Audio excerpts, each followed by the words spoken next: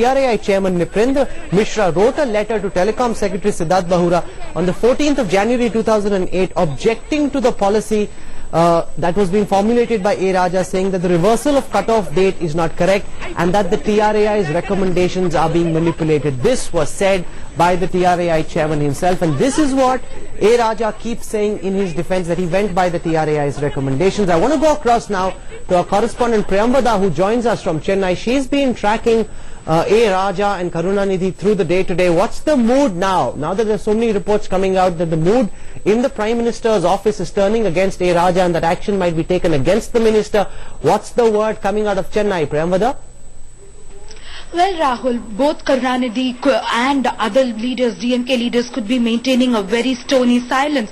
But we know that within the DMK there is a lot of pressure, tension, especially considering that Tamil Nadu is going for assembly polls in 2011. It's a very, very crucial decision that not just the Congress but even the DMK has to take, because the minute if they're going to ignore this one last request from the Congress, and if the DMK leader is going to be stubborn on having A. Raja, it's going to cost them really dear, because opposition is not going to keep quiet, and facing the people in the 2011 assembly elections could also become extremely, extremely difficult.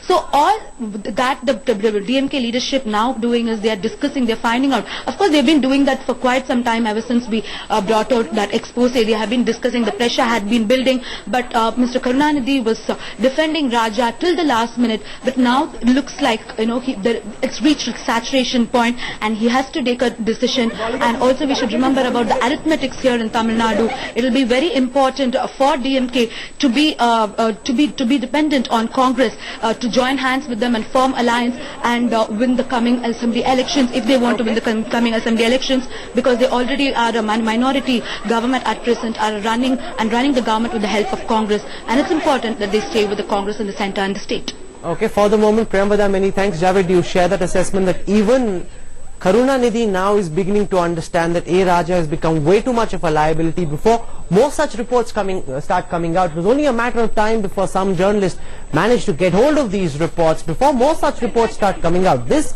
is the central government's own investigating agency saying so. Do you think the message has gone down south and Karunanidhi has understood that this cannot go on like this? Certainly, Karunanidhi is a very astute politician, and he realizes that it's time to cut his political losses.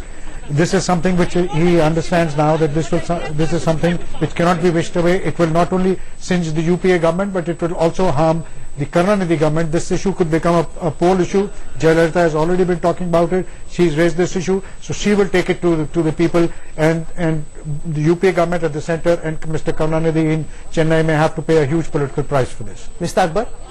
Yes, I think he's right, because I mean some of the elements of this are actually made for political discourse, particularly, there's nothing like a joke to really get your point across. We noticed that at one point bouncers were kept in abeyance in order to, it reminds me, that if you ever make a movie out of this, you've got to get Devanand to play his role in Kala Bazaar. Let me quickly one explain. Of the justices said it was like selling cinema tickets in black. Yeah. Let me quickly explain what the reference to bouncers really is.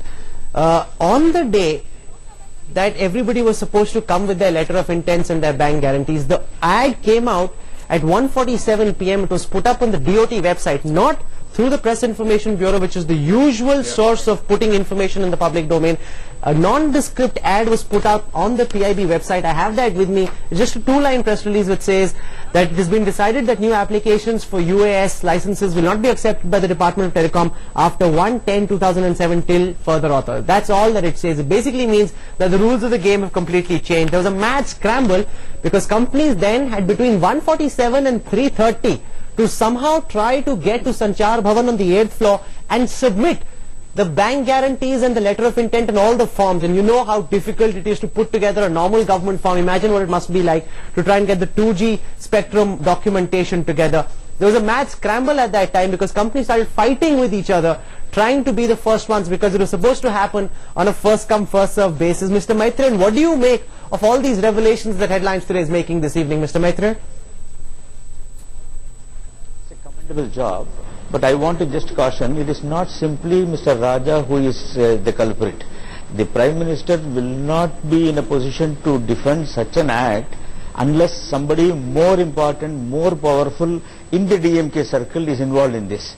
That is why the Chief Minister of Tamil Nadu had to come all the way to Delhi in the first week of May to plead for Raja. So the buck is not going to stop at Raja. That is why more intensive investigations are needed. And if you hear the radio tapes, more names are already there. I mean, I don't have to quote names now. So it's not going to be just Mr. Raja who is the culprit. It's more in the DMK circle, in the family circle. So they are also likely to be involved in that.